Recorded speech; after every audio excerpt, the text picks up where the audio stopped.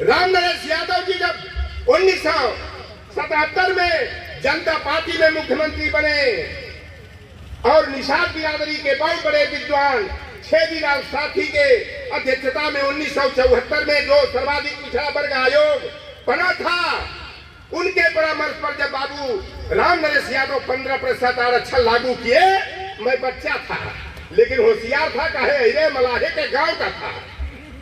तो हमारे बगल में 2 या 3 घर ठाकुर और ब्राह्मण थे, एक ठाकुर और ब्राह्मण भूमिहार, कहे राम मेरे सभा वापस जाओ, लाठी लो भाई चलाओ। जब उसी दौर में दोनों कर्पूरी ठाकुर जी बिहार में 26% आरक्षण लागू किए, यही बेईमानों, सामंतों, जातिवादियों, संविधान विरोधियों ने नारा दिया कि कर्पूरिया कर्पूरा दाढ़ी बना ले उस्तूरा, ये आरक्षण कहां से आई, कर्पूरिया का माई भी आई। अजब मंडल कमीशन के मामले में इंदिरा साहनी बनाम भारत सरकार का जो मामला था, 16 नवंबर 1992 को जब निर्णय हमारे पक्ष में आया, राम जेठमलानी को लालू जी ने बड़ा मना उना के केस लड़ने के लिए तैयार किए।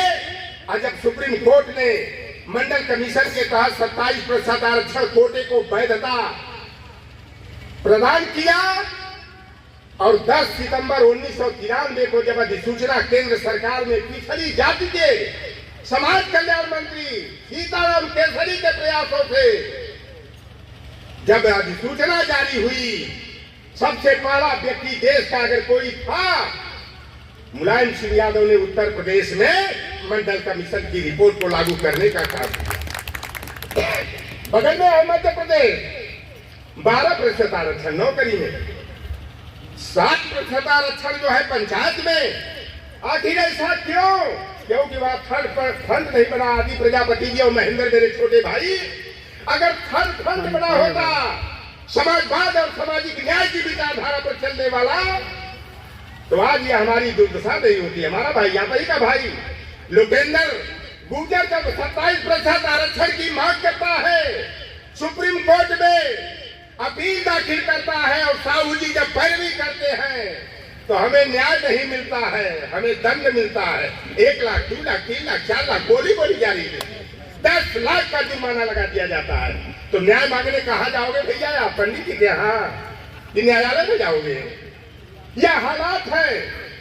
और निश्चित रूप से मैं जो हालात देकर आया हूँ मध्य प्रदेश का, वहां पर थर्ड फंड जल्दी से जल्दी हम लोग बनाकर धरातल को उतारने का काम करेंगे। जब हमारे बाप दादा को बचपन में हमारे गाजीपुर के पूर्वांचल में बलिया में खटिया चौकी पर, तो दूर की बात है जमीन पर भी बैठे रहते थे, ठाकुर बाभन भूमिहार जब रास्ते से गुजरता था तो खड़ा हो जाते थे, बाबू साहब जय राम जी की, पंडित जी जय राम जी की। ठीक है, पानी का सुनना।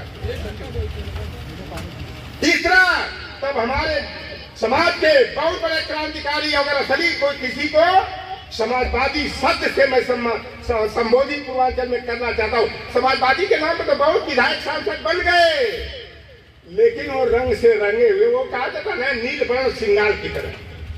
शारदा नंदन चल अहिर बिरादरी का बेटा खाटी अहिर, उन्होंने कहा खटिया डालो खटिया पलटो आंदोलन चलाएंगे, और चलाए बलिया में खटिया डालो खटिया पलटो आंदोलन, कि जो हमारे बाप दादा को, हमारे समाज को खटिया पर नहीं बैठने देता है, वह बेईमान दरिंदा अगर मेरे घर के सामने से, मेरे बस्ती के सामने से गुजरेगा तो खटिया पलट डालेंगे।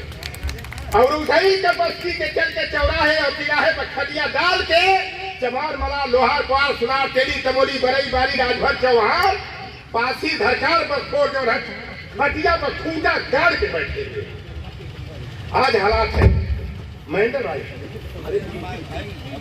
महेंद्र भाई अभी आपने कहा, टिप्पणी किया, हो सकती है कुछ मुद्दों पर जायज हो सकती है, लेकिन हमारी आपकी एक विडंबना है कि हम 10, अगर हमारे समाज का कोई व्यक्ति 10 अच्छा काम करता है और किसी अनजाने में अगर एक गलत काम कर देता है तो 10 अच्छाई को हम बताने की बजाय एक बुराई का दुष्प्रचार करना शुरू कर देते हैं। यही चाहते हैं मनुवादी। और कांग्रेस और भारतीय जनता पार्टी में कोई अंतर नहीं है, चोर चोर मौसेरे भाई दोनों हैं। 21 पहलू है। आप बताइए 1931 के बाद 1941 में भी अंग्रेजों ने कराया जनगणना। अगर द्वितीय विश्व युद्ध नहीं हुआ होता तो जो आंकड़ा 1931 में आया था उसके बाद 1941 में भी आता। लेकिन देश जब आजाद हो गया तो सबसे ज्यादा समय तक सरकार किसने चलाया? कांग्रेस पार्टी ने। बेईमानी किसने किया? कांग्रेस पार्टी ने। ये दोनों का एंटीना बड़ा जल्दी मिल जाता है, चुन्नी देख के एंटीना मिलता है। लेकिन हमने मध्य प्रदेश में देखा है हीरे का चुन्नी है इतनी मोटी मोटी। और जब एगो खुलवा पंडित का लड़का आता है तो जय पंडित जी लौट जाता है, लोटा करता है। तरीके हम क्या पा रहे हो भैया? अरे चलिए आप यूपी में सीख करके आओ, कुछ प्रशिक्षण ले करके आओ, क्योंकि उनके दिमाग में वही पढ़ाया गया।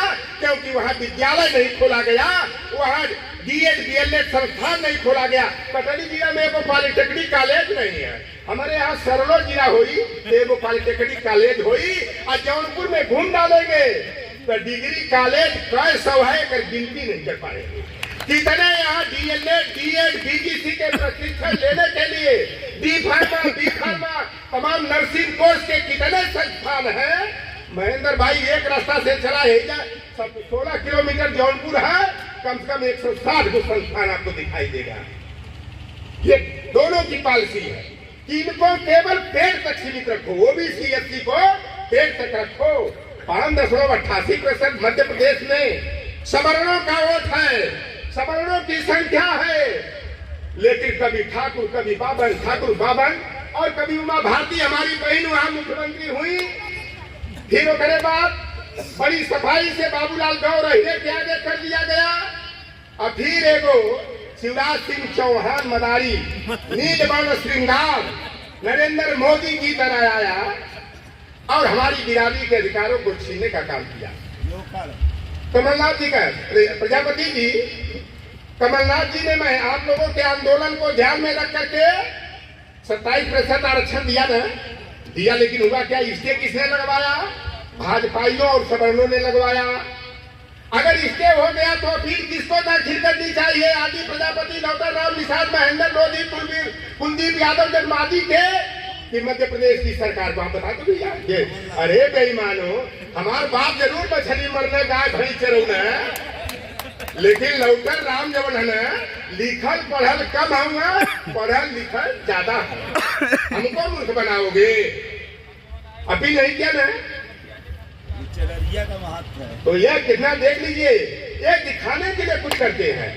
अब वो कमलनाथ जैसा बताओ, रिफ्यूजी आदमी बांग्लादेश में मार लाकर मुक्कर मार के क्यों नहीं, जब वहां से खदेड़ा हो गया तो एक कानपुर में आए थे। और कानपुर वाले जब असलियत जान गए, बड़ा बड़ा मदारी है, तो यहाँ से लतिया के भगाए गए। तो छिंदवाड़ा में जा करके हमारे लोगों को लूटने का काम कर रहे हैं, पिटवाने का काम कर रहे हैं, अधिकार से वंचित करने का काम कर रहे हैं। तो आए मेरे सम्मानित साथियों, कौन दोस्त है कौन दुश्मन है उसको जानने की जरूरत है। आज पीडीएफ फार्मूला अखिलेश यादव जी ने हम जैसे फक्करों की, लाल प्रताप यादव जैसे, आदि प्रजापति जैसे, लक्ष्मण यादव जैसे, दिलीप मंडल जैसे सोशलिस्टों की बातों को ध्यान में रख करके पीडीएफ फार्मूला लगाया। तो जेकर बाप 3 घंटा 34 मिनट मंडल कमीशन के विरोध में संसद में 1990 में भाषण दिया। तो भैया हम कैसे विश्वास करी? बिरारी का मुंह है हमारे यहाँ कहा जाला ना कि अगर गर्म दूध से जल जाला तो छाछ और मंठा ओके फूक के पीती है। बिल्ली इतना जानकार है तो कहो भैया हम लोग तो इंसान है ना। अब बताइए काका कालेकर आयोग कब बना? 1953 में। रिपोर्ट कब जारी हुई? 1955 में।